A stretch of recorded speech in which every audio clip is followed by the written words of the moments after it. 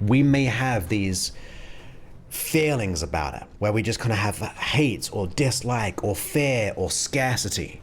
We might just be thinking about the stocks. We might be thinking about what other people's money situations are. We comparing? If we think about money, are we going to have negative associations of things like tax? Maybe you feel like, oh, money is just going to get less and less and less over time. Maybe we fear about other pandemics or economic crisis, financial crisis. Maybe you even think about how money can transform and put pressure on relationships, even with friends. Some of them might go, who are you to make money? Who are you to have all these things? Or they may actually get jealous. But is there a way to tap into the unconscious mind, to understand the nature of how it perceives money, how you can start to reprogram your mind through the neural networks and actually get into coherence with not only yourself, but the relationship that you have with money, so we can really tune in and enlighten our experience. We can have that healthy, good relationship. Maybe it's something bigger than us, tuning into, say, the universe, so we can really get there. We may be on a spiritual level for deep alignment. Maybe it'll be around faith. We have different listeners from different faiths and all those types of things. But what we have to understand is that money is a generator. Money is always going to be there. So let's break this down, because money does not judge. Sounds weird, but we are the judges of money. Money is money. It's just energy. It's a piece of paper or some digital transaction. But if you want to understand how you can start to earn and attract more money, you have to understand your association to money. So if you're listening to this on the podcast, I was playing, this is being broadcasted live on YouTube, a video of all these different kind of things around money. And for some of the watchers, it may have evoked something. When you think of money, does it have scarcity? Do you start to think about, when is my next paycheck coming in? Am I going to get sacked? Or am I going to acquire that client? Am I able to charge what I want? Am I able to go for that job, that promotion, or to do what I love and be abundant around it? But when you think about money itself, what feelings do you have around money? What feelings are there? Do you have, for example, love and gratitude that you expect it and you want it and you desire it because you know all the good things you're going to be able to do in the world? Or maybe you think about it as scarcity. You might think about it as, when is the money coming from? Maybe it comes to me, but when I have it, I just spend it. We just expect it to go as quickly as it came. So notice your association when it comes to the feelings around money. Notice on top of that, do you have any beliefs around it? Because we have been programmed around money, where we think about only the elitists can have money, or maybe the money is the root of all evil, that it doesn't grow on trees. Think about the types of beliefs and stories that you have around money. Consider that. And then notice maybe what kind of actions you have. Like I said, sometimes as soon as we have it, we just let it go. We may spend it. We just kind of can't hold it. We can't grow it. So notice how your relationship and association is to money, even to the point of, where did you learn those stories? Where did you learn those associations? Did you model someone? Maybe you grew up in a household where our father or our mother had the belief that it is the root of all evil, and we just assumed it to be true. Maybe that belief is not even ours to be had. Maybe we've grown up in certain economic crisis, and because of that significant emotional event, it caused us to go, oh, we got to protect our money, or I better not spend. So there's different variations to how you relate and associate to money, from the people that you modeled or you assumed to be true in their belief systems, or the events that you went through. For example, maybe you got a divorce and then you had to pay all this money out. You lost half your things, and now you have this kind of anger. Maybe you have a sense of negativity because of that experience when it comes to money. Like resentment, that's what I was looking for. So there's lots of ideas that you can have, but the quality of those ideas will dictate how money is seen in your mind's eye. And when I'm saying all these things, by the way, I'm not saying just the conscious. I'm talking about your unconscious mind. Your unconscious mind is the generator of your perception, where it assumes what you think is true based on your past experience, based on the limiting decisions or beliefs that we've had. All of those things. So I'm very much talking about the unconscious that is holding that perception of money. But that's just one level. So number one, total clear on how you associate with money, and think about how you would like to reassociate. What would be a clean perspective to have? But the second thing, if we think about the association to money, that's external, right? We are thinking about something external from us. But then we have this self-value, an identity to money, how you feel about yourself. For example, if you have a belief that you don't believe that you're worthy, so that's a identity belief that I do not feel worthy. However, am I ever going to get money when I don't feel worthy or I don't feel deserving? I'm going to be unconsciously self-sabotaging myself, unconsciously just going over the same old patterns, same old stories, because my identity is overriding the opportunity. So ask yourself, do you have any limiting identities which may not be associated to money directly, but the very nature of that identity of I am not fill in the blank, like I'm not worthy, deserving, good enough, capable, smart enough, of value, or I'm not lovable. All of those beliefs would have to have a consequence. It has to have a consequence into how you show up in your day, how you behave on a day-to-day basis. Because like I said, if you don't feel worthy, deserving, good enough, you're not going to make the best decisions around career. Every time that promotion comes up, you'll judge yourself and go, I'm not good enough for this job. I'm not capable. I'm going to get found out. Even like the identity of the imposter syndrome, that's going to negate the possibilities all around you, and it has a direct consequence when it comes to that money. And worst of all, if you have the big association of number one and then number two, this identity, then you kind of team them up together and you're really not going to get the abundance that you deserve. Now, the third thing is also very, very important. In the beginning, I said association to money is external. Number two, identity is internal. But then we go into perception of other people's thoughts. So what I mean by that is, what would happen if you received $10 million? Say, for example, you won the lottery. What tends to happen? Do you think people would behave differently around you? Do you think people will be wanting from you all the time? You've got money, you won the lottery, therefore you can look after me, you can go ahead and do this, you can do that.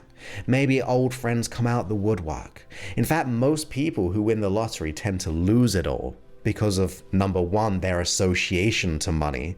But we do have to be consciously aware of what are the negatives that could happen if you were to receive abundance.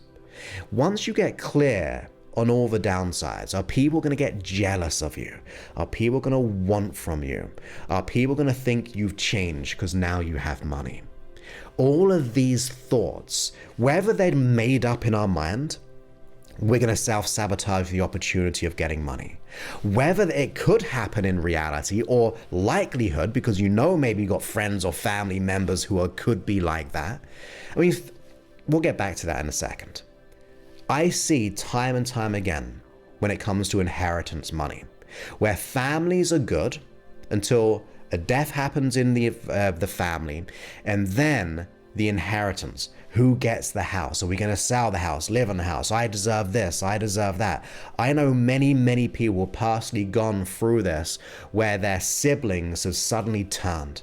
They've been very deceptive, and it's broken down the family. Like, they don't speak to each other anymore. So money can destroy relationships, friends, and family. And I don't mean to say that to be like the bearer of doom and gloom. What I'm saying is, well, how can you proactively prepare for any negative consequence of you receiving that abundance? How can you protect yourself? Because otherwise you'll be unconsciously all the time self-sabotaging your abundance creation. Your unconscious mind, the generator of the abundance, will be systematically just taking it down at every corner. It's going to go, no, I don't want this. So be conscious of these.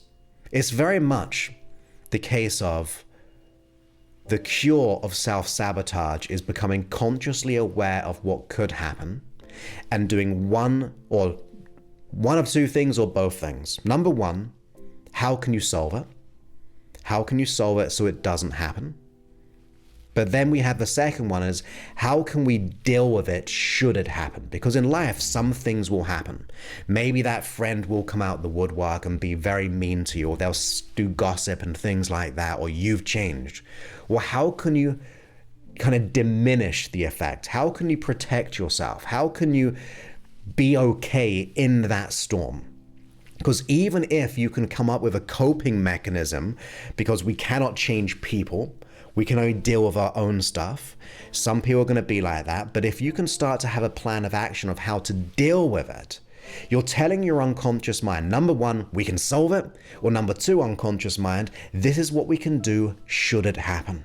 And then your unconscious mind goes, I'm at ease now. We've got a plan of action.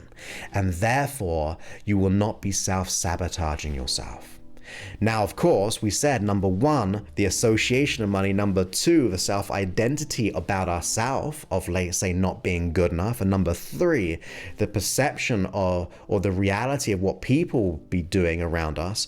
And you put those in a triangle now, we're definitely not going to be tuned in and tapped in for the abundance that we desire. We're really fighting up against it. But then, like I said, all these things you can start to get clear on. But the other thing we've got to consider, the fourth one, which is the vehicle of money. What is going to be the vehicle of abundance? Because I really believe we can tune in, tap in to, whether it be God, the universe, something metaphysical, something greater than ourselves, or even we just go to biology. I firmly believe we have the ability to have the abundance that we desire. If that's what you really want. Let's just say we let go of 1, 2, and 3. The association to money, the identity of self toward everything and money, and the perception of others, or what they could do. How people can change, how relationships can change, and so on. If those were all removed, we still need a vehicle to get to the abundance. We've got to understand that it's not going to just fall in our lap even. We're not going to just meditate in the Himalayas for years or even moments and then just money happen to us. That is one of the things which really kind of grates against people when it comes to the law of attraction.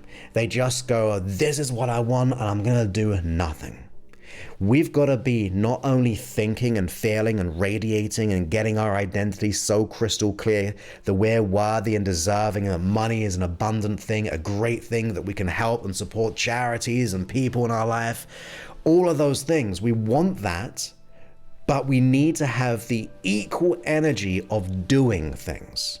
Even if it comes down to what Neville Goddard said. Assume the feeling of the wish fulfilled, but act upon it with conviction. And therefore you will be deeply aligned. We just tend to go on, this is what I want. I just want, and not do anything.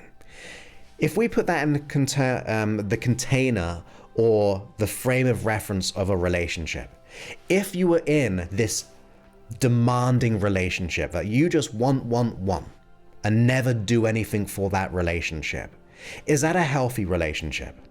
You may have even been in one, right? Where it's a demand relationship where they're just doing demands. It's not an equal flow, a cooperative flow of energy of lifting each other. It's just want, take.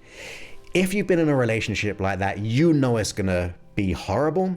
And on top of that, if you haven't, you know it's not a healthy relationship. Well, isn't that the same thing if we put it in the context of money? If you just want money and you just take, or you plan to take, how's money gonna feel? Now, I did say money doesn't judge you, but your unconscious mind will be judging it because it does exist in the association of the mind, your relationship to money. So what I'm really trying to say here is you've got to get into a place of doing the things which make you feel good, doing the things where you can be of service. So if it's in your career, what else can you do? If you're in your own business, how else can I be able to help my customers for a better experience? And if I were just to summarize that, the equal or the value of money, I'll backtrack, the value of money that you receive is most likely going to be equal to what you do or deliver, right? So if I'm not delivering, if I am not doing, then money's not going to be doing or delivering. But if I start to go, I'm going to do as much as possible to solve problems or pains, whether it be in your career, whether it be in your hobby, whether it be in your own business, you've got to get to that place, that vehicle of how can I generate this? Now, one of the problems that can be this because of those other three ideas, I'll recap again, I know I've said it a few times, but the association to money, the identity to self, about self and money, and the perception of others, you've still got to get that last one of the vehicle, because those three are going to destroy that fourth one. Because you're going to go, I'm not worthy of the money, so therefore I'm not going to show up. I'm not going to go for that job. I'm not going to start that business. But the overriding theme here is, which I really, really love, have you noticed I have not said anything about the economy other than the fear of it. I haven't said anything about the external whatsoever. What that means is it's all about you. It's about you and how you construct this at an unconscious level. Now, I really believe whatever you want wants you on top of that. And I'd also go to get you to I'd purposely want you to go ahead and think about not money, but what money will give you. Because that's going to give you leverage. You don't want money. We've said this before. If you're new here, then you'll get it the first time. You do not want money. Money, just the paper of it, and you did nothing with it, is useless. Like, if you had all that money and you were in the middle of Antarctica, that money is worthless unless you burn it to stay warm. There's nothing that you can really spend it on. So it's not that you want money, you want what money will give you. So come up with a list of things of, number one, your association to money, your identity to money. Get clear on how people may change if you receive money. Get clear on the vehicle to money and go, this is how I want to be able to deliver value, because I know the energy that I put out is going to be equal to what I receive. That it's all about us, and ultimately come up with all the reasons of what money will give you, what experiences. How can that be something that will be very valuable to you? Because when you get that, you're telling your unconscious mind, wow, there's so much more. There's so much more beyond money which will give me. Now, the last thing I'll leave you, because I've been going through quite a bit of information right here.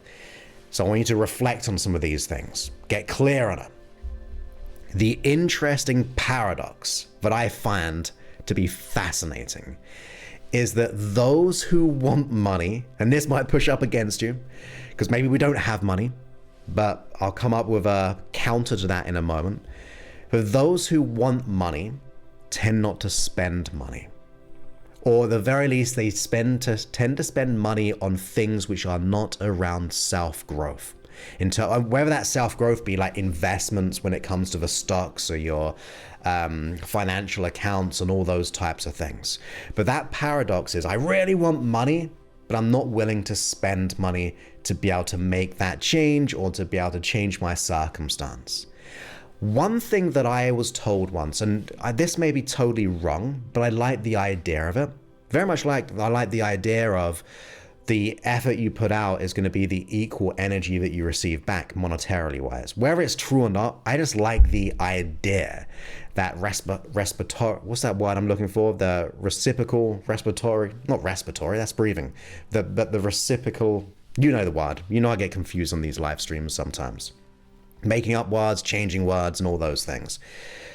But one person told me is the amount that you spend on yourself is also almost equal to what you can charge someone.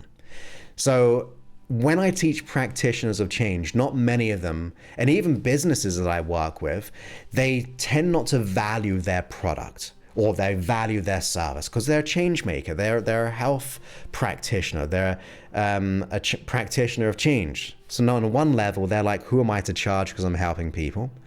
And number two, they have that value, which is so low, but then they go, I cannot charge that because it's just not going to be helpful to the person. And on top of that, I'm not willing to invest in myself. And what that creates is this expectation of what your clients will do, right? If you believe that you're not worth investing in, then your customers and your clients or even your job, your boss is not going to see that within you.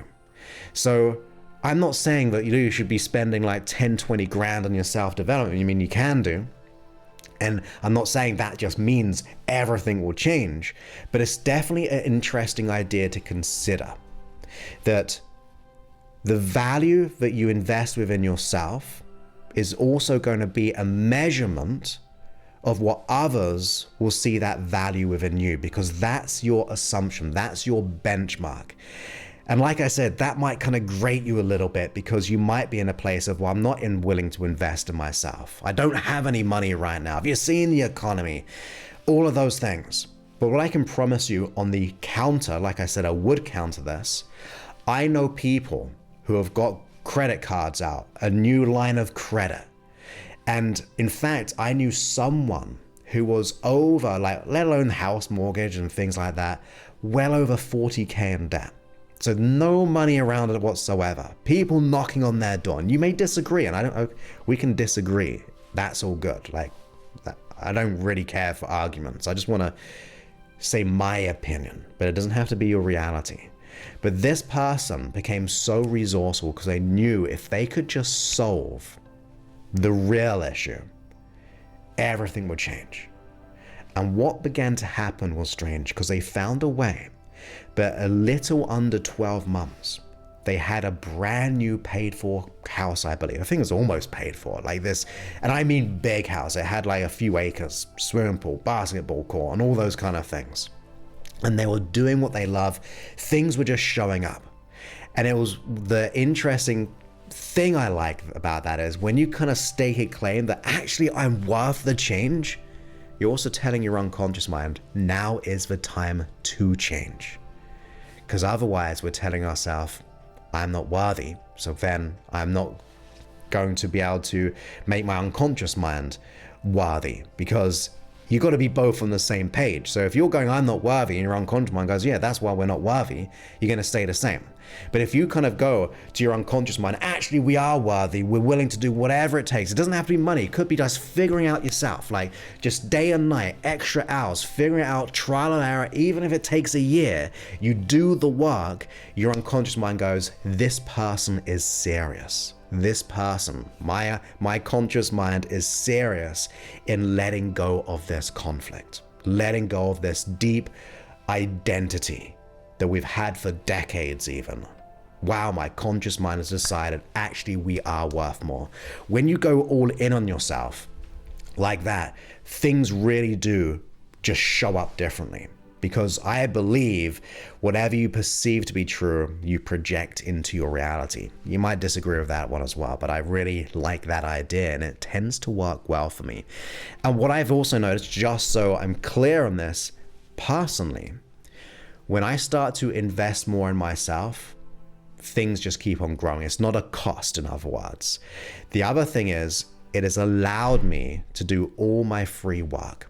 Like, I spend a lot of time generating free hypnosis and coaching, well over 900 episodes. The abundance that I create within my business, because I know it will let go of everything for that person, I can use that to serve those in my life, or I'm just trying to think of a specific example, like my pet who had eye surgery and all those kind of things. It could be things about your community, your church, your neighbor. It could be funding your own business. It could be anything. But it's an interesting thing. When you get abundance, it means you can help more. You're not serving anyone by playing small or being scarcity around money, all of those things. You've got to go ahead and make that change. And I always do this right at the end. And I'm not saying this for you personally, because I only work with a specific kind of person, someone who's willing to do whatever it takes. But if you are experiencing like the limiting beliefs of not being good enough and worthy, and you're like, yes, I'm ready to let this go and go all in, go to josephclough.info/talk. What you do is you fill out a little questionnaire for us, very small amount of questions, and then you get to show up on a one-to-one call with us on Zoom.